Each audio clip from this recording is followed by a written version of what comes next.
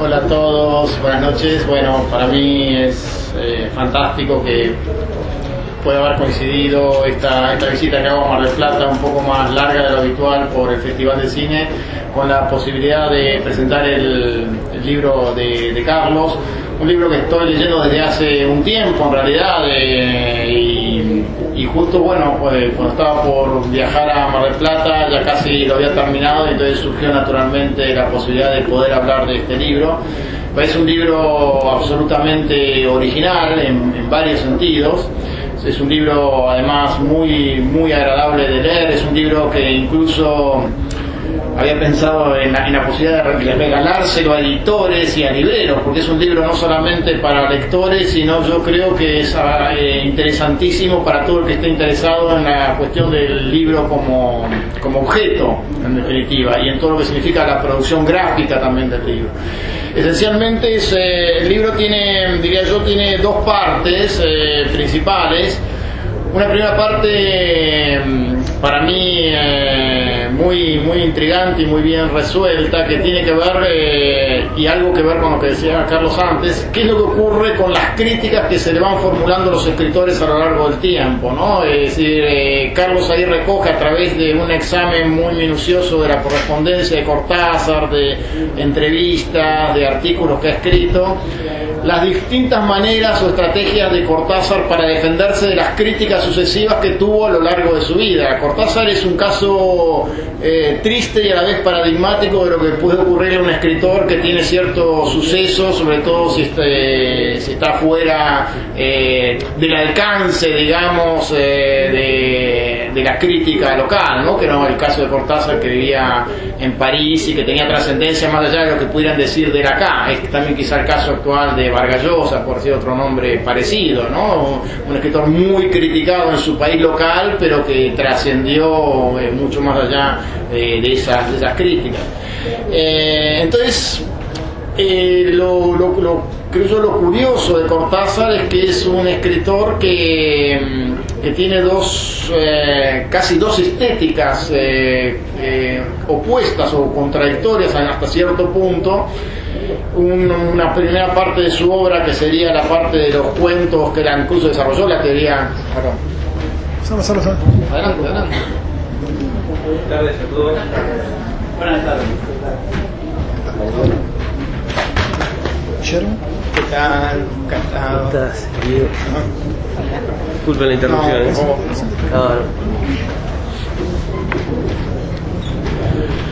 Entonces les decía que los cuentos cortasarianos, que han sido cuentos modélicos, canónicos, cuentos con una estructura cerrada sobre la que él ha teorizado la idea de la esfericidad. Hay un libro reciente de Cortázar que son sus clases en Berkeley, donde él expone sobre esa teoría del cuento, y luego él mismo, sobre todo en Rayuela, de algún modo intenta algo totalmente diferente, una pulverización de esa forma tan cerrada, y una novela donde, intenta reformular, como cualquier gran novela, la idea misma de novela de la época, ¿no? Entonces, de algún modo esto me pasó como testigo de mesas redondas donde se habla de Cortázar, se lo critica por una cosa o por la otra, ¿no? Entonces como que todo el mundo tiene dónde elegir, por dónde pegarle a Cortázar. Lo mismo con la política, ¿no es cierto? Se lo ha criticado por gorila, porque no le gustaba el peronismo y entonces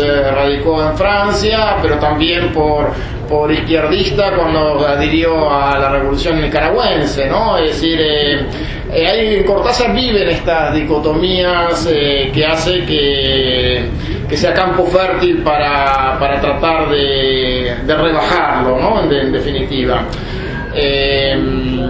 Y hay otra cuestión que yo creo que sufrió mucho Cortázar en las últimas décadas quizá, que es el hecho de que se lo ha considerado, ha quedado como una lectura de adolescencia, y entonces había desaparecido bastante del de los ámbitos académicos, o había quedado como desdeñado de los ámbitos académicos, como si fuera una lectura que ya todos tenían incorporada desde la adolescencia a través del colegio secundario. Sufrió un poco la suerte, un poco que también tiene lo que le ocurre también a Marco de Nevi, ¿no? Quedan de algún modo como secuestrados en el colegio secundario y no hay nuevas lecturas críticas luego a nivel universitario.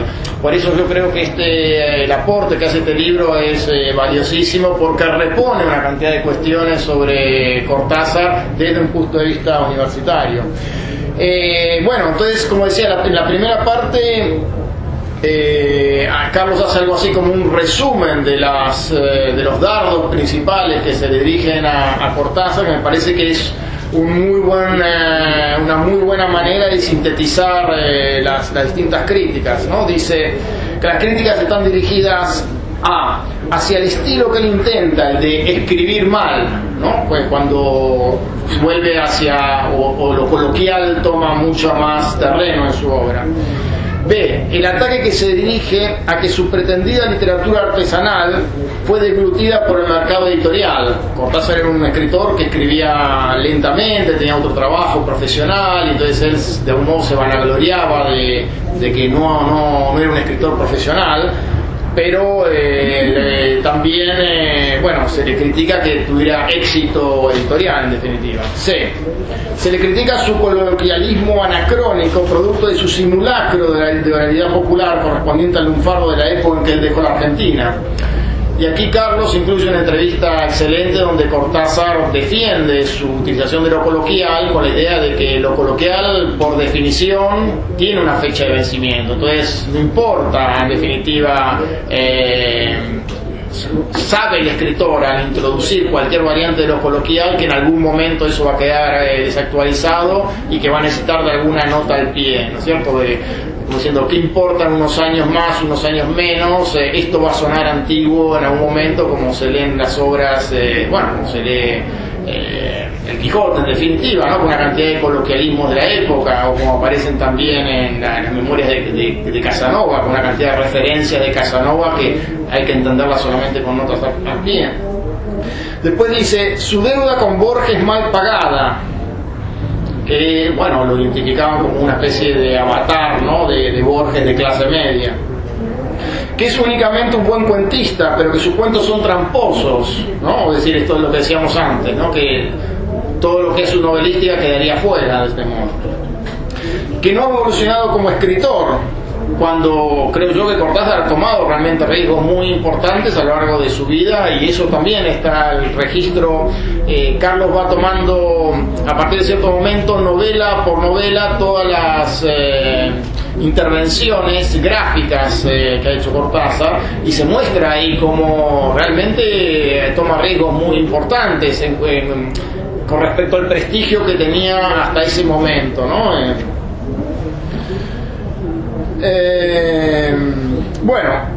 Y sigue entonces este capítulo se cierra, digamos, con esta defensa que hace Cortázar punto por punto de cada una de estas cuestiones. Esa sería la primera parte del libro. La segunda parte, que creo yo que es la tesis crítica quizá que avanza Carlos y que es muy interesante, es mostrar hasta qué punto Cortázar intervino para tratar de reforzar su poética o su idea en cada libro, intervino en todo lo que fuera diagramación de tapas, imagen de tapa, la concepción de la imagen de tapa, y luego en los libros como La Vuelta al Día en 80 Mundos o Último Round, inclusive en todo lo que fue la selección de material gráfico, ¿no? Entonces, y es muy interesante cómo él logra rastrear ese proceso desde la primera declaración de Cortázar como totalmente negado para las artes gráficas hasta el final, donde comanda absolutamente todas las operaciones que tienen que ver con la imagen, discute con todos, y es muy celoso de que la parte gráfica de los libros se correspondiera justamente o reforzara su idea estética. Él dice al principio, en uno de los primeros libros, dice: usted me pide que le describa mi idea del libro y la verdad es que no tengo ninguna. Siempre fui un negado para las artes gráficas. Veo un libro bonito con todo el blanco posible. Veo, si fuera posible, una caja insólita, por ejemplo, más ancha que alta. Ahí se me acaban las invenciones, ¿no? O sea, esa es la primera declaración cuando le piden un libro. Y vamos a ver ahora qué ocurre cuando llega el momento de elegir la tapa de Rayuela, una de las partes más... una tapa que fue una tapa absolutamente característica y también que ha quedado históricamente. Su primera idea para ilustrar Rayuela decía, la idea general es una rayuela dibujada con tiza en una vereda o un patio, todo más bien pobre, gris, con ventillo, día nublado, mufa, el clima del libro en suma. Ahí aparece la palabra mufa, ¿no? Que ya... y luego todavía, esa es como la idea general, pero cuando se empieza a precisar la idea de Rayuela, hay todo un debate que, esa es la riqueza de este libro, ¿no? Que se descubre cuánto de pensamiento, de discusión, de correspondencia, en una época no existía el email, de esperas, había alrededor de la idea de la tapa. La discusión, el debate se daba sobre si la rayuela tenía que estar acostada a lo largo del libro o bien de pie, digamos, tal como aparece finalmente en la tapa, ¿no? Cortázar era totalmente defensor de la idea de la rayuela acostada, ¿no? Pero fíjense cómo argumenta, es casi como una pieza literaria en sí misma la argumentación, ¿no? Él dice que uno tiene que imaginar, Rayuela es un libro grande y uno tiene que imaginar un lector que en general va a tomar el libro con la mano izquierda. Entonces, al tomarlo de esta manera, el nacimiento de los dedos va a estar en la tapa, pero los otros dedos van a estar en la contratapa. Entonces la idea de él era que la rayuela empezara acá en la tapa y se continuara en la contratapa. Y escuchen lo que dice: parte de la palma y la raíz de los dedos se apoyan en la carátula, es decir, en la tierra. Pero la parte más espiritual de tu mano, la punta de los dedos, la sed y la ansiedad que viven en la punta de tus dedos, buscan del otro lado el cielo, tal vez alcanzan a rozarlo, a entrar por un momento en él. ¿Sentís la cosa?, le pregunta al ilustrador. Tu mano también lee el libro, con esa visión extrarretiniana de que hablan los hombres sabios y que en realidad es otra tentativa de aprender lo que dentro del libro buscan tus ojos. ¿Simbología fácil?, se pregunta a sí mismo. Todas las cartas están escritas en esa clave de humor, ¿no? Todo lo que dice a la vez tiene una especie de autoironía, ¿no? Por supuesto. Simbología fácil puede ser, pero yo siempre he sido sensible a la tapa de los libros y a veces he descubierto en ellas cosas extrañamente asociadas al texto, siempre que las ediciones no fueran las de Santiago Rueda, ¿no? Que son famosas por ser espantosas, ¿no? O sea que en la medida de lo posible yo me planto en la idea de la rayuela acostada y libramos los dos la batalla. Es decir, él estaba totalmente convencido de que debía estar acostada. A continuación su mujer, que en ese momento era Aurora Bernardes, le dice que no, que se fije en la maqueta que le presenta a su amigo y se va a dar cuenta de que plantada de pie es mucho mejor la imagen, y él finalmente accede. Pero esa forma de argumentar la prosigue y la intensifica a lo largo de sus libros siguientes. Y acá hay otro tema interesante que aparece, que, por lo menos a mí me resultó revelador, yo no tenía este registro, de cómo era la lucha en la época en que Cortázar editaba sus libros con respecto a la idea de no dejar márgenes, sino dejar blancos. O sea, al terminar un capítulo había un pequeño blanco y a continuación inmediatamente el capítulo siguiente. No estaba la práctica común que es ahora, por lo menos, de dejar blanco el resto de la página, ¿no? Y fíjense que Cortázar es uno de los primeros que discute sobre esa idea, ¿no? Fíjense. Esto lleva ahora al segundo problema importante: los blancos entre texto y texto, o capítulos, digamos. La economía de blancos por parte de la imprenta es inadmisible. Quiero que haya más luz entre cada pasaje, una luz lujosa, abundante, precisamente para que el lector no engrane bruscamente de una parte a otra. O sea, tenía para él un sentido también literario y poético, es decir, de desenganchar al lector de la lectura, ¿no? y bueno, luego define cómo tienen que ser los blancos en cada parte, de manera que estaba totalmente consciente de esa clase de detalles. Finalmente, para ir terminando, hay todo un capítulo final extraordinario sobre el afán en los últimos años de Cortázar por estos libros que él llamaba libros tipo almanaques o libros gráficos, que provenían de almanaques de campo que él había visto en su infancia, pero también de su lectura de Julio Verne y de las ilustraciones que había en los libros de Julio Verne que él había leído en la infancia. Y dice Carlos, ¿no? Este nuevo juego infantil que aparece en la tapa de uno de sus libros, La Rayuela era el anterior, ¿no? La Rayuela, y también aparece el juego de, no sé si ustedes recuerdan, el juego de saltar, el salto del sapo, digamos, el rango, ¿no? O sea, sí, pero esencialmente, sí. En la tapa esa, no sé si ustedes recuerdan que el chico de saltar uno arriba del otro se va convirtiendo en un sapo, ¿no? Salto.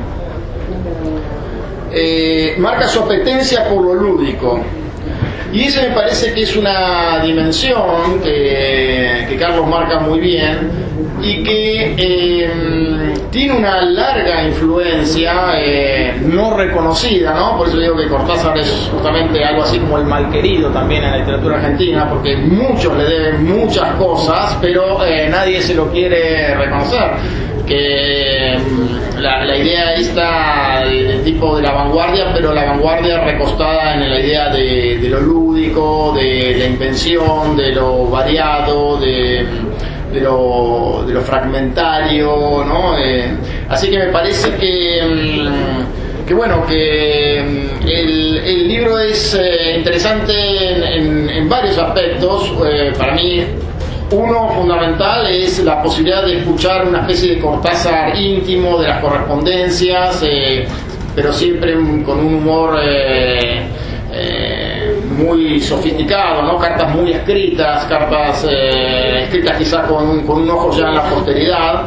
Y la otra es este rescate crítico que hace Carlos, que puede leerse sobre todo en el epílogo, de demostrar que hay una zona en la que todavía no se había reparado, que tiene que ver con las operaciones de tipo gráfico que hizo en cada libro a partir de Rayuela, para en un punto sustentar, subrayar y hasta convertirlo en parte de su poética, ¿no? Es decir, la imagen asociada al texto. Bueno, muchísimas gracias.